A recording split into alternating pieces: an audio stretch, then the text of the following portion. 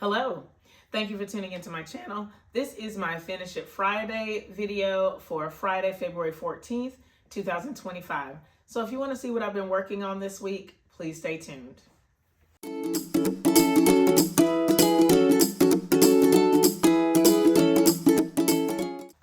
It has been a really fun week in my sewing room this week. I hope that you have had a great week and that everything is going well with you. I'm so excited to share my progress on my focus for February. This is going to be so fun. Can't wait to share it. I have 4 things on my list that I have been working on, so I'm definitely looking forward to telling you the progress on each one. We're going to start, I have the list over there, so if I kind of cut my face that way, it's because that's where the dry erase board is. But we're going to start today with the Jacob's Ladder quilt. I have the blocks here behind me, and I was able to complete 3 more blocks this week. I will show them to you here. So here's one, and then the second one. And these blocks I worked on. Well, these were some of the first ones that I got the color combinations for. This was when the quilt didn't have a home. Even though the quilt is going to my dad, I'm going to leave all of the blocks in, even this little pink one, because I just think it'll be a nice touch, and it'll be like, and it is a truly scrappy quilt. So I think that's going to be a nice touch for the quilt. I'm not going to be worried about it. I'm pretty sure that he will not care that the quilt has a little bit of pink in it. I think the sentiment is the most important thing. So at this point, this gives me 27 blocks with these 3. So I have 3 more blocks to make. One of them, I am about halfway done. I guess I've made all of the units for the block. I just need to put the block together. And then I have 2 more complete blocks to do. So I'm so close to having all the blocks done. It would be really amazing if I can get this quilt top stitched together next week. I have to decide on a layout and then get it stitched together.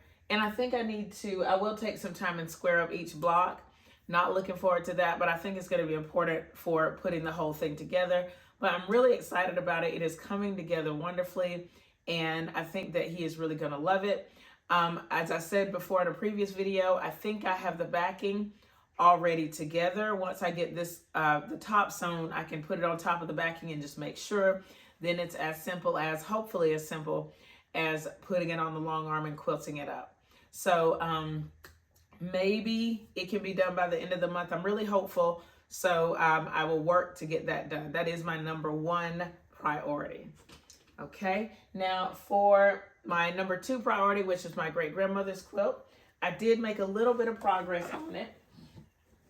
Last week I said I wanted to do 2 pieces, 2 interfacing pieces, but I only did 1, and I'm good with that. So let me show you where it is.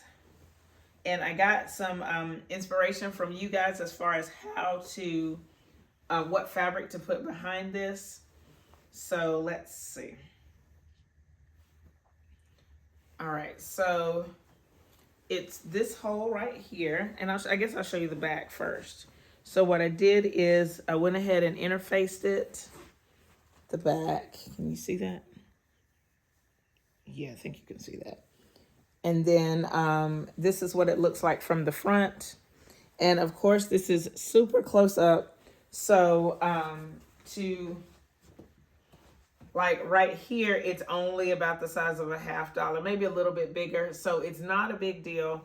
And I brought my, I finally brought the patterns in the house. So I'm going to kind of hold these patterns over this piece and see hopefully if something can fit over it. If not, I will figure something out. I may just have to get another pattern for embroidery that's a little bit bigger, but I haven't started working on my embroidery yet. Maybe this week we can get started on that. And while I was working on this, I did find another seam that needs to be restitched. So I'll be working on that this week as well. All right. So that's pretty good progress on 2 of the things.